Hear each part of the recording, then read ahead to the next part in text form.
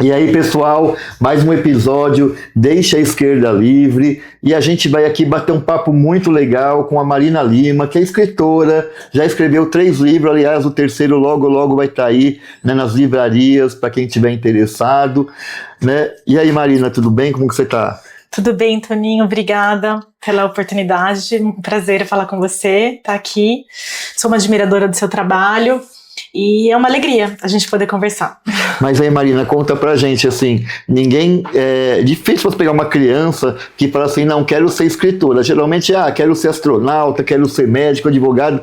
Quando é que se despertou esse negócio? Assim, não, né, eu realmente gosto de escrever, né? Eu sempre gostei de escrever. Aprendi a ler muito precocemente, em casa, tinha muita curiosidade das letras, acho que é muito uma coisa de ter uma autonomia, né, você saber ler, eu ficava curiosa com as placas, e sempre gostei de ler, né, assim que eu aprendi a ler, eu comecei a ler gibis e aqueles livros que a gente tinha na escola, né, de coleção Vagalumes. Eu também passei por isso. Né?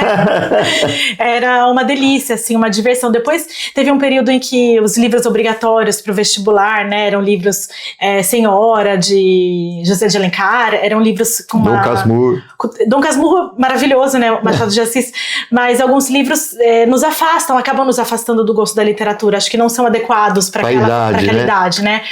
E eu gostava de escrever, tinha a habilidade, isso era uma coisa que era claro, assim, e também gostava de matérias de humanas, né, não só português, gramática, coisas que as pessoas não gostavam de, análise sintática, morfologia, eu adorava, sempre gostei,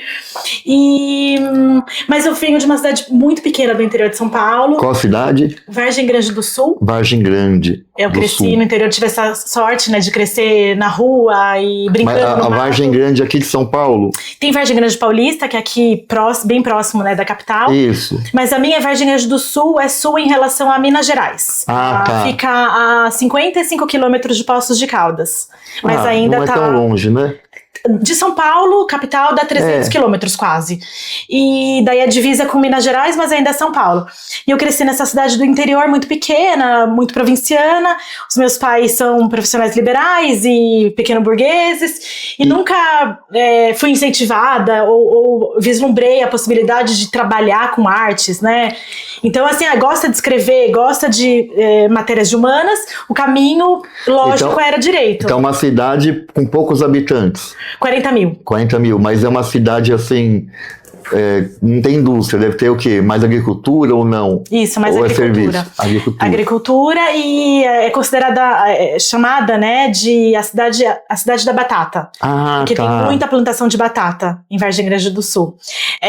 A gente está falando do interior paulista, né, então são cidades bastante conservadoras e, para você ter uma ideia, no segundo turno, né, da última eleição presidencial, o Bolsonaro teve quase 90% dos votos ali na minha região. Nossa. São João da Boa Vista, você deve conhecer. Sim. Que é bem próximo, né, 15 quilômetros de distância de Vargem, é uma cidade um pouco maior. E então, assim, crescendo ali... Religiosidade muito forte. Muito, uma cidade muito católica. Muito católica. Mas, né, nos últimos anos, a gente vê essa tendência, né, do crescimento das igrejas evangélicas também ali, penetrando cada vez mais. Então, em regiões que antes não eram habitadas, estão sendo abertas, estradas, estão construindo algumas indústrias ali também na cidade, na região. E daí a gente vê alguns barracões que antes não eram outras atividades, agora são igrejas evangélicas. Então, assim, me assusta um pouco essa questão, porque Vargem é uma cidade muito, muito católica. Tem uma Romaria de Santana, porque Santana, né, a avó de Jesus Cristo, é a padroeira da minha cidade. Então tem essa festa, dia 26 de julho, que é uma festa muito grande. Essa Romaria, uma das maiores do interior, talvez uma das maiores do Brasil, essa Romaria de Cavaleiros, né? E então, assim, é uma cidade muito católica, as missas, as igrejas sempre muito cheias, né, as igrejas católicas, e agora ver essa proliferação os meus pais ainda moram lá. E assim, né, um catolicismo conservador, né, deve ser. Bem conservador. Não é aquele catolicismo mais progressista, né? Sim, porque é muito, muito curioso, né? Eu cresci na igreja católica, fiz primeira comunhão, crisma, toda a liturgia, né, que se faz, né, que os católicos fazem. E a minha avó, que era a pessoa mais cristã que eu conheci até hoje, nos falava muito do Evangelho de Mateus e sempre nos ensinou, né? Jesus divide o pão, não existe você ter o pão só para você, é mais fácil um camelo passar por uma agulha do que um rico entrar no reino dos céus. Para mim isso sempre foi catolicismo. Então, quando depois eu vim conhecer teorias de esquerda, né, marxismo e tal, para mim, eu sempre considerei ali na minha ingenuidade, né, na minha visão, na minha interpretação de Cristo e da vida de Jesus, eu sempre o vi como o primeiro comunista, né? E eu sempre tive essa interpretação e tenho essa interpretação até hoje, né? Porque glória e vaidades e luxos, coisas da matéria não interessavam a ele, né? Interessava o humano, interessava o amor, interessava a compaixão, né? O que nos torna uma comunidade. Então, é totalmente esquizofrênica para mim essas interpretações. Alguém falar em nome de Jesus para acumular, para dividir, para matar. Eles conseguiram distorcer o evangelho, né? Porque, igual você falou, né? A questão da partilha. E aí eu fui conversar com um rapaz, né, que é evangélico. Eu falei assim, mas não te incomoda o pastor acumular tanta riqueza? Não. Se ele está acumulando riqueza, é que ele está sendo abençoado por Deus. Se eu não acumulo, é porque eu estou fazendo coisas ainda que não estou merecendo as bênçãos de Deus. Então, na cabeça deles, eu acho que conseguem passar essa ideologia, ele só está prosperando porque ele está sendo abençoado. Quer dizer, um desvirtuamento total da Bíblia, né? Eu não consigo entender isso. É completo, porque não tem como eu ficar plenamente feliz sabendo que eu estou prosperando, mas eu estou em meio a tanta miséria, tanta gente passando miséria mesmo, básico, fome, né? O básico, fome. Como eu posso me regozijar, como eu posso me sentir feliz e pleno e em paz comigo mesma, se eu sei que o meu irmão, né, Jesus Cristo tratava as pessoas como irmãos, eram todos parte da mesma comunidade, ele partilhou o pão, né, multiplicou os peixes. Então não faz nenhum sentido, assim, pra mim eu tô até falando um pouco mais da sua vida, porque eu imagino que muita coisa no livro é de experiência que você teve da sua vida, né? Claro, algumas coisas podem ser ficção, mas eu acho que também a gente leva o que a gente acaba vivenciando na nossa vida, na nossa infância e tudo mais, né? E os teus livros, o primeiro livro trata do quê?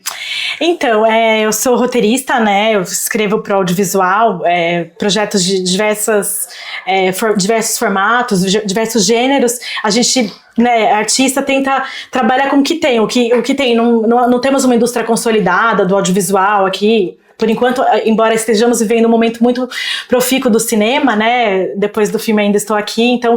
Tem e talvez a gente ganhe outro Oscar logo aí, hein? Sim, é um filme maravilhoso.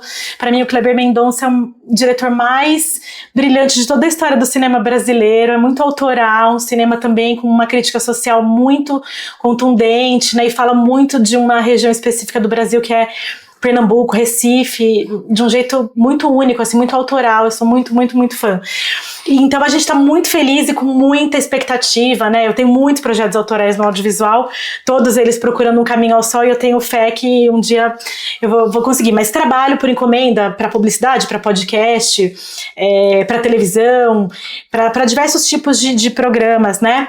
E a literatura para mim sempre foi uma coisa num pedestal, assim, que não era pra mim, assim.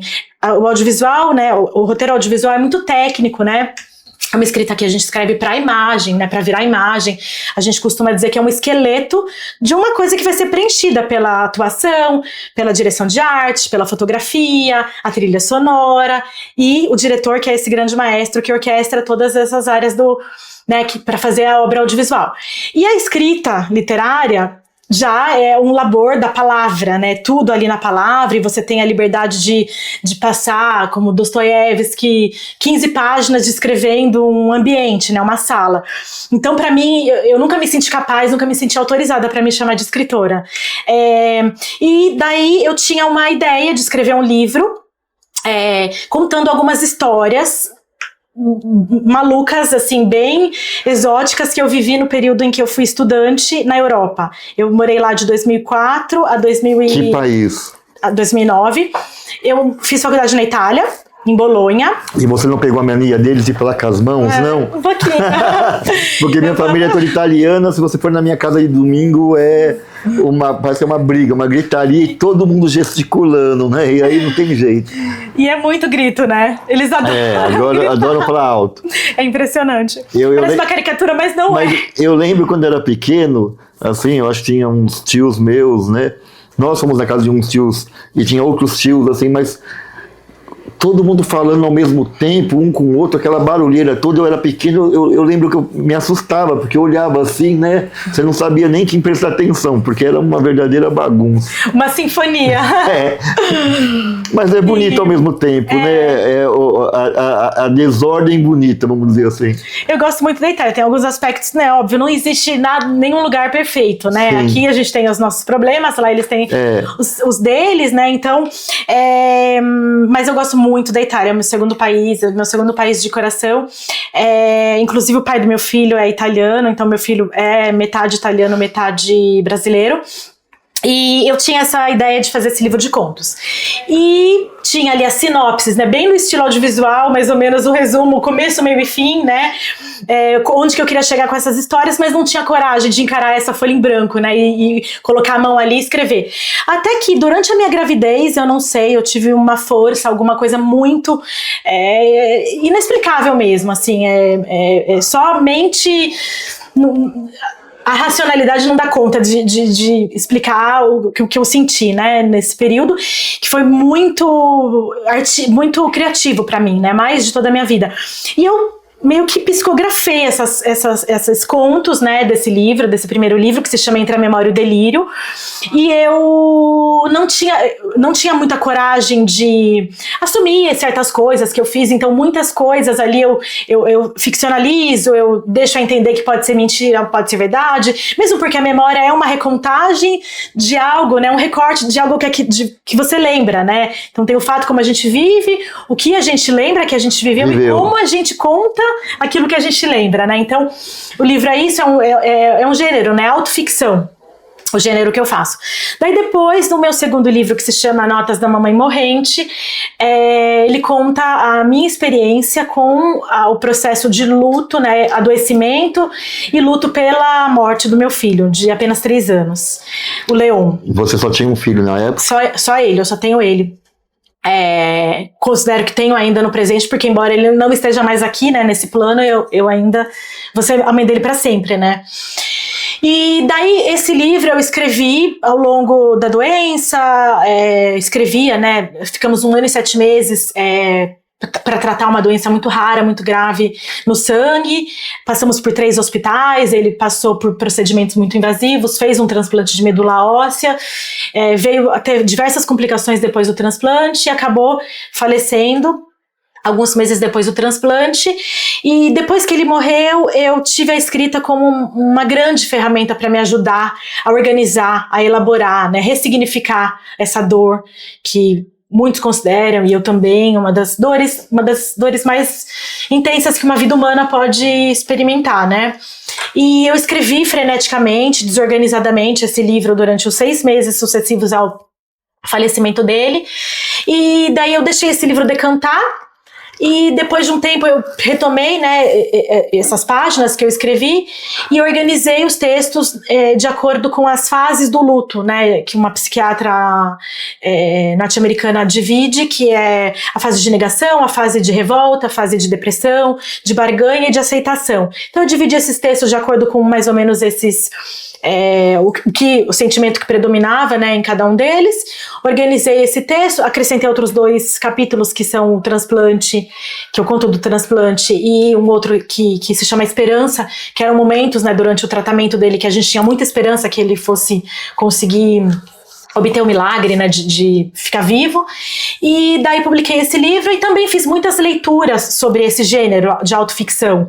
E entendi que eu sim, posso me considerar uma escritora, que existe uma família literária para chamar de minha, né, que é essa coisa de a gente usar as nossas memórias, as nossas vivências para trabalhar isso literariamente e transformar, né, numa obra. Então, eu não escrevo como Guimarães Rosa, como Clarice Lispector, que, né, são grandes ídolos, né, meus, assim, da literatura, mas também hoje me considero uma escritora de literatura. E também acabei de escrever um terceiro livro, como você disse, que vou publicar o ano que vem, que também é uma autoficção. Então também trabalho sobre memórias. Mais especificamente desse segundo livro, né, é uma coisa que eu sou travado sobre essa questão da morte, né? Eu acho que o Ocidente, no geral, assim, o que te levou a escrever ele, porque eu acho que, assim, né, você também é uma pessoa que viveu na Europa também, Ocidente, aqui no Ocidente, né? O que te levou, assim, a falar, poxa, eu sei lá, quero passar um pouco a minha experiência, a minha relação, os meus sentimentos em todas essas fases, né, desses momentos para a sociedade. O que te levou a fazer um livro nesse sentido? Eu acho que primeiro foi uma necessidade minha mesma, assim. Eu precisava de elaborar isso, né? E além de eu ter o privilégio de poder fazer uma terapia, a escrita me proporciona, e ter uma rede de apoio de amigos, de familiares, né? Contar com uma série de privilégios para poder elaborar o meu luto, porque a gente é diferente não só quando a gente nasce, mas quando a gente morre e quando a gente vive o luto, né? Então as mães, por exemplo, lá do Rio de Janeiro, né, para falar de mais uma tragédia, né, mais um extermínio, né, mais uma chacina brasileira, em que elas, além de terem os filhos assassinados, a polícia nem recolheu os próprios corpos, né, desses mortos. Ou seja, sem nenhuma dignidade, né? Zero dignidade, né? Aqueles corpos expostos, aquela imagem daqueles corpos expostos ali no complexo do Alemão, ali no Rio de Janeiro, para mim foi muito torturante essa imagem. E ter que reconhecer corpos de filhos, né, no IML, sem refrigeração, e terem que ouvir que a culpa de eles se tornarem bandidos é delas. É da família dela. Eu não consigo imaginar como elas conseguem sobreviver a tudo isso e querer seguir adiante, apesar desse luto, dessa dor, desse buraco no peito, né, que a gente vai carregar quem vive essa experiência. E eu tenho né, a rede de apoio, a terapia, a espiritualidade, que eu comecei a desenvolver depois disso. E a escrita, ela é um jeito adicional nessa elaboração. Para mim, funcionou assim, né? Então, de repensar, reescrever. E eu também queria guardar cada coisa. O momento que eu descrevo de quando ele morre, o velório, como eu me senti, cada detalhe. Eu queria meio que encapsular tudo. Não deixar que a memória no futuro me deixasse perder os detalhes de tudo, o último banho que eu dei nele, cada detalhe, eu quis colocar tudo ali, as expressões faciais, tudo, nos mínimos detalhes. E daí eu fui entendendo também, né, beleza, uma coisa é eu escrever porque eu tinha essa necessidade para o meu processo de elaboração, mas a vontade, o desejo de publicar e fazê-lo se tornar uma obra pública, partilhada, né, para a sociedade, é porque eu acredito muito nisso, né, que uma dor sozinha não me faz menos humana. Se eu partilho essa dor, que é uma dor humana, né, eu posso dialogar com as pessoas, né, e acho que isso faz a gente evoluir, assim, em nível individual e social, social, né? Espiritual todo, né? Então, Marina, você, né, falou que você consegue ainda ter uma rede de proteção, uma rede, né, de amparo à sua volta, né? E que outras mães, infelizmente, não, por questão social e econômica, né? Mas você aborda também essas distinções no seu livro, ou você acaba trazendo uma coisa mais da sua experiência mesmo? Eu falo isso, eu menciono isso no livro, que agora ficou mais evidente por conta dessa tragédia que a gente viveu em outubro, né, de 2025, no Rio de Janeiro. Com mais de 120 corpos, né, pessoas mortas ali, enfim.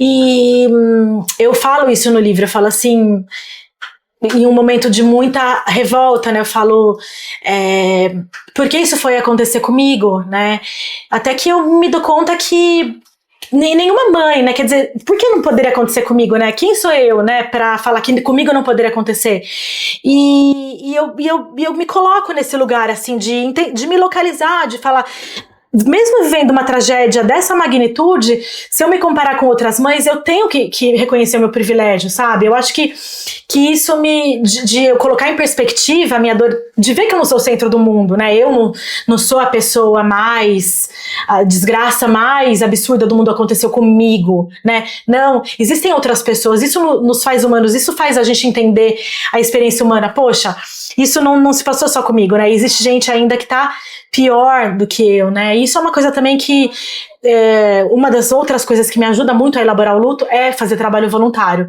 E no trabalho voluntário, um padre, que a gente brinca com crianças de rua, né? Estendemos uma lona na rua e as nossas 2 horas ali são de brincadeiras com essas crianças, né?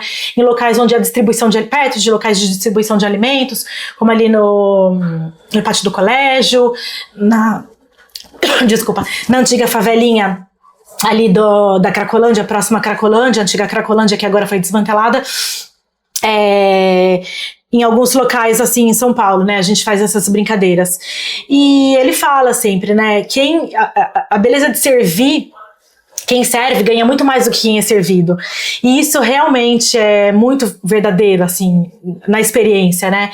E eu acredito muito nisso, assim, gostaria muito de fazer alguma coisa porque não existem muitas políticas públicas, a gente, como você disse, né, não fala sobre morte, não fala sobre luto, é meio que um tabu no Ocidente, né, na sociedade ocidental, é um tabu, né, embora a gente saiba que todos nós vamos mais cedo ou mais tarde nos deparar com a morte nas nossas casas, né, a gente não sabe como lidar, né? Eu mesma também não sabia, muito menos uma morte de uma criança, né? Que ela rompe, né, o ciclo da vida, que a gente nasce, cresce, né, se desenvolve e morre, né? Então essa interrupção, assim, de um ciclo natural, do que seria um ciclo natural esperado, assusta muito a gente, né?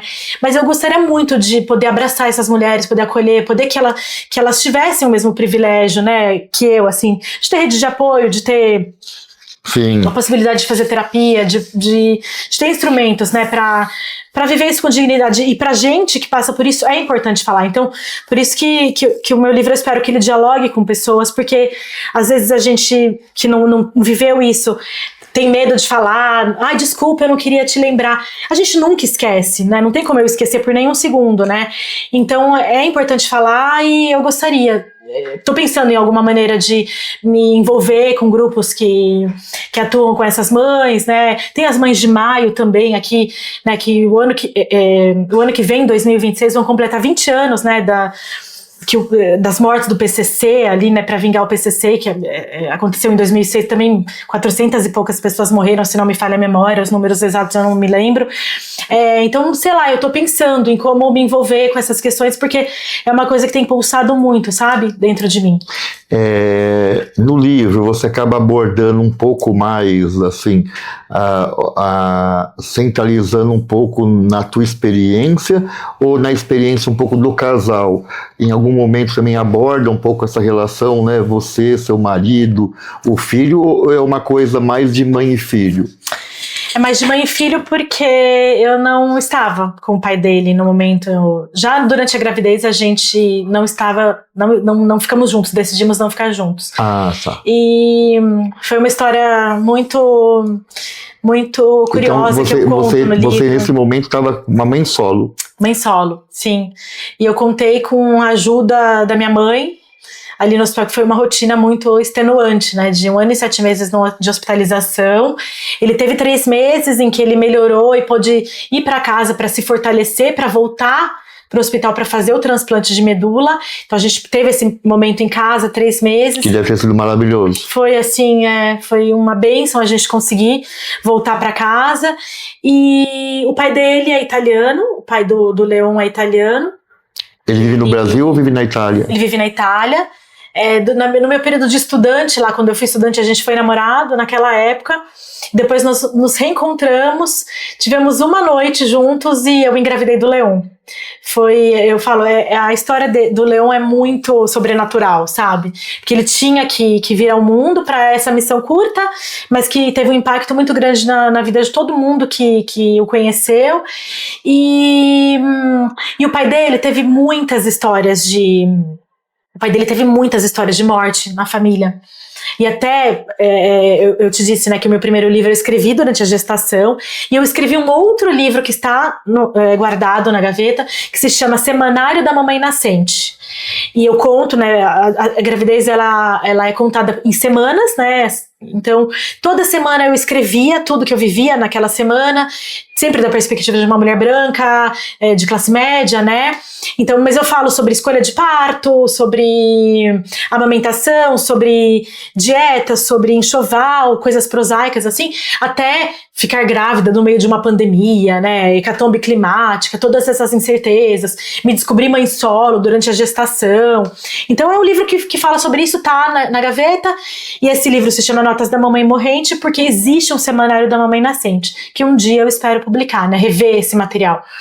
E eu falo nesse livro que tá na gaveta, o Semanário da Mamãe Nascente, que eu esperava que o Leon, meu filho, não nascesse com o signo da morte que fazia parte da família do pai dele, né, do André, do pai dele. E ele também faleceu. Só para entender, quando você fala signo da morte, assim, mas ele tem uma mesma doença, família, ou várias doenças? Várias doenças. Várias doenças. E a doença do meu filho não foi... A gente fez um exame genético super detalhado, que demora mais de um mês, 40 dias para ficar pronto. Não houve nenhuma alteração genética apresentada. Geneticamente não encontraram nenhum gene alterado.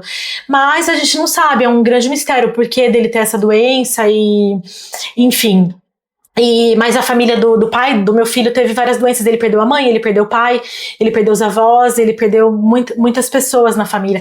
Então ele não conseguiu nem vir ao Brasil para ver o filho, sabe? Não foi ao hospital em nenhum momento, porque ele não tinha estrutura emocional para ver o filho nessa situação.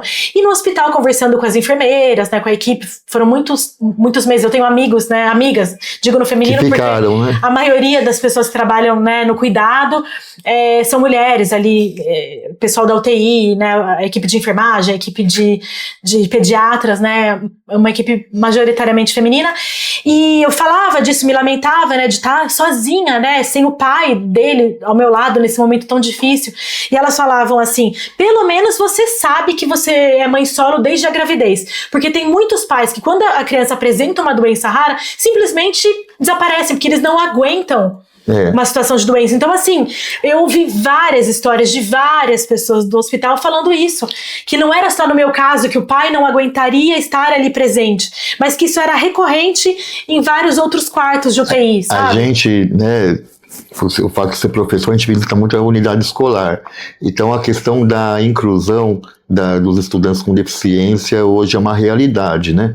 Só que às vezes o Estado e a Prefeitura, principalmente o Estado, não dá as condições necessárias à rede que deveria ter. Então, às vezes fica mais como um depósito, né, de crianças lá, do que realmente ter uma educação inclusiva e efetiva, né? E a gente fez, inclusive, um seminário agora das mães atípicas, né? Das mães que têm filhos neurodivergentes.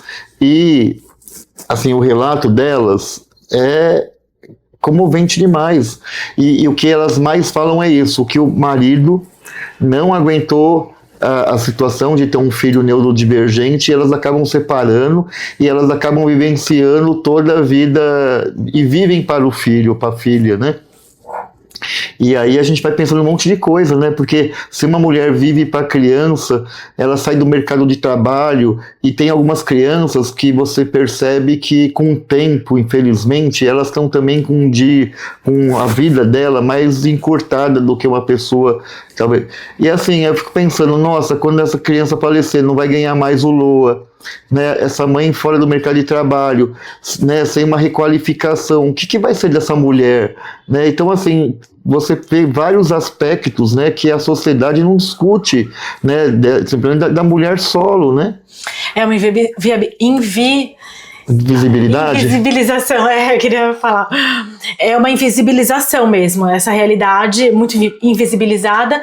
E a minha irmã é médica, psiquiatra também, trabalha em contextos, né, trabalha no SUS há mais de 10 anos, em regiões muito periféricas da cidade, e ela fala muito disso, né, tem muitas mães atípicas, e são esses mesmos relatos de pais que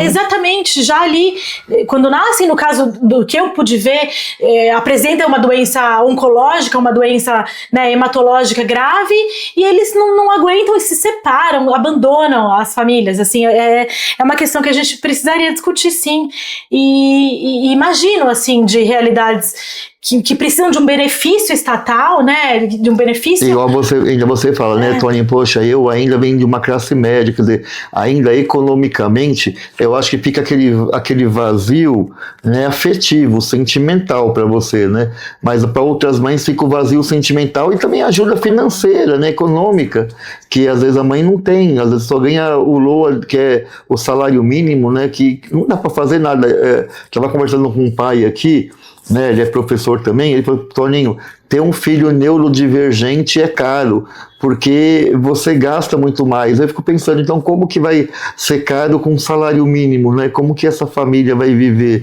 Né? E uma criança com necessidades especiais, um neurodivergente, ele precisa de uma série de terapias. E nem sempre você vai achar no SUS. Exatamente, não vai achar. E são terapias continuadas, né? Sim. Então, você vê realidades, né? O meu filho, o primeiro hospital que ele esteve foi em Poços de Caldas. Ficamos lá um mês. A gente veio de transferência para o Hospital Sabará, o Hospital Infantil Sabará. O convênio a gente precisou brigar muito para conseguir custear o tratamento dele. 4 liminares na justiça foram precisas, porque até o transplante o convênio nega, né? Esse é um outro assunto também, né? Quer dizer, nem na área da saúde a vida é prioridade no capitalismo, é uma coisa... Eles são bons para receber, né? Exatamente. Se você não paga por um mês, você já é retirado dos benefícios, né? Porque o plano de saúde, ele quer que você pague, que a gente pague para que a gente faça uso ambulatorial, para que a gente faça uso de consulta médica. Hospitalar, eles negam tudo, absolutamente tudo. Eles querem, inclusive, que você vá para o SUS, né? Exatamente. Mas daí, quando a gente veio de Poços de Caldas para cá, o meu filho teve um desmame de medicação lá incorreto, então ele chegou aqui em abstinência de sedativos, porque ele estava entubado em Poços de Caldas, chegou aqui, e então ele foi acompanhado por neuropediatras, porque ele estava meio cego, os neuropediatras, a gente não sabia o que ele tinha, até de ter o diagnóstico, que era uma doença no sangue, hematológica. Então, conversei, fiquei muito... Ele foi acompanhado durante os 3 meses em que ele ficou no Sabará por neuropediatras e a gente conversava bastante. E assim, eles falavam, né, que uma criança que é neurodivergente precisa de terapias ao longo de toda uma vida. Então, você imagina, essas crianças que têm acesso a isso e uma criança que precisa de um benefício, né, governamental para poder sobreviver, porque um salário mínimo de um benefício é para sobreviver, não é para que aquela criança tenha o mínimo de dignidade, né? E a mãe de uma criança nessas condições, que não pode trabalhar e tá sozinha, ela vai viver de ajuda, de esmola, né? Da bondade alheia, assim, né? A gente tem um projeto de lei aqui, que é aqui, ó, o 511 de 2017, que a gente fala que as mães, não é o seu caso, né? Mas as mães que deram à luz, mas no natimorto, né, não deveria ficar no mesmo leito das mães que deram à luz, porque eu fico imaginando a dor dessas mães. Imagino, né, quando você falava, Tony, não foi o ciclo natural de que deveria ser, né? Quer dizer, uma coisa imensamente dolorosa para você. Né, eu acho você, inclusive, assim, hoje, muito forte de poder falar sobre isso, né? E imagino, claro, que está doendo em você aqui também, né? A gente está falando, mas é claro que esse sentimento não está simplesmente já desconectado, né? E aí eu fico imaginando uma mãe que, assim, acabou de perder seu filho, vai para um quarto e a outra mãe vai falar dos olhinhos do seu filho, do não sei o quê, e a outra mãe escutando tudo isso, quer dizer, eu fico imaginando a dor que deve ser tudo isso, e ao mesmo tempo ela ter de ser gentil com a outra mãe e ainda ter de falar do filhinho da outra mãe, o que deve ser isso, né? Você acha que esse tema é importante para a sociedade? É muito importante, porque são os mínimos detalhes, assim, a dignidade, a gente vê nesses mínimos detalhes, né? Eu pude segurar o meu filho para ele morrer no meu colo, eu pude fazer isso. Ele tinha 3 aninhos. Tinha 3 aninhos, eu pude dar um banho nele depois que ele estava morto, eu pude usufruir de toda essa dignidade, um cuidado, um carinho, sabe, um respeito conosco durante todo esse tempo. Mas num hospital privado, né, Então, assim, imagina esses relatos. Porque depois do Sabará ele foi para um hospital privado. Do seu Sabará é privado, acho que ele tem leitos, né, para SUS, o Hospital Sabará. Depois ele foi para o Samaritano, porque o Hospital Infantil Sabará não faz transplante de medula. Então a gente teve que ir para um terceiro hospital para ele fazer o transplante de medula, quando viram que o tratamento que ele estava fazendo no Sabará não estava sendo efetivo para a doença, ele precisava mesmo do transplante. A única chance era o transplante. E daí a gente teve que ser transferido para um hospital onde fazia o transplante que o convênio cobria. Então, assim, a dignidade no tratamento de uma situação como essa é fundamental, assim, o respeito. Uma mãe que perdeu um filho, né, natimorto, ouvir o choro do outro bebê, ouvir a outra mãe, ver a outra mãe amamentando, tudo. Sabe, é um momento, sabe, eu acho que todo mundo, é isso, a gente tem que ter as mesmas condições para nascer, para viver, para morrer e para elaborar o luto, sabe? Isso agora, vivendo um luto, eu tô vendo que, meu Deus, não é apenas ao longo da vida que a gente tem uma vida diferente, ao longo durante a morte e no luto também é diferente. Então, assim, eu acho louvável esse projeto e coloca em destaque uma coisa que é tão invisibilizada, né? Um outro projeto que a gente tem também é de dar uma rede de proteção. Essa é de 2025, agora. De dar uma rede de proteção psicológica, né, para as mães. Você aborda isso no teu projeto, por exemplo, a questão, por exemplo, dessa rede de proteção em volta de você, o quanto isso te fortaleceu, você aborda todas essas questões, e assim, qual é a rede de proteção que você teve, e o que foi assim, importante para você, essa rede de proteção? Redes públicas de proteção, não encontrei nenhuma até agora. Nenhuma. Até por isso que eu tô falando que eu gostaria de me envolver e fazer alguma coisa nessa seara, com esse tema, né? Tenho me inquietado com isso, especialmente depois do que aconteceu no Rio de Janeiro, mais uma vez. Porque isso faz quanto tempo que o seu filho morreu? O meu filho morreu em junho de 2023. Tá, então de 23 para cá, você não teve nenhuma rede de proteção pública? Nenhuma. É o que eu disse. Não existem políticas públicas que abordam esse tema do luto, né? Por isso que eu falei, talvez eu vá procurar, por conta dessa inquietação e a necessidade de falar, de partilhar, de dividir, de ver as diferenças, né? Me colocar ali e falar, olha, gente, olha os meus privilégios, eu tenho rede de apoio da família, eu tenho condição, família e amigos, eu tenho condição de fazer terapia, né, que me ajuda muito semanalmente, eu converso com uma terapeuta, eu tenho a espiritualidade, eu faço o trabalho voluntário, eu tenho o recurso da escrita. São várias ferramentas que me deixam estar aqui de pé e, como você disse, forte, falando. Mas tem muitas mães que não têm absolutamente nada disso, né?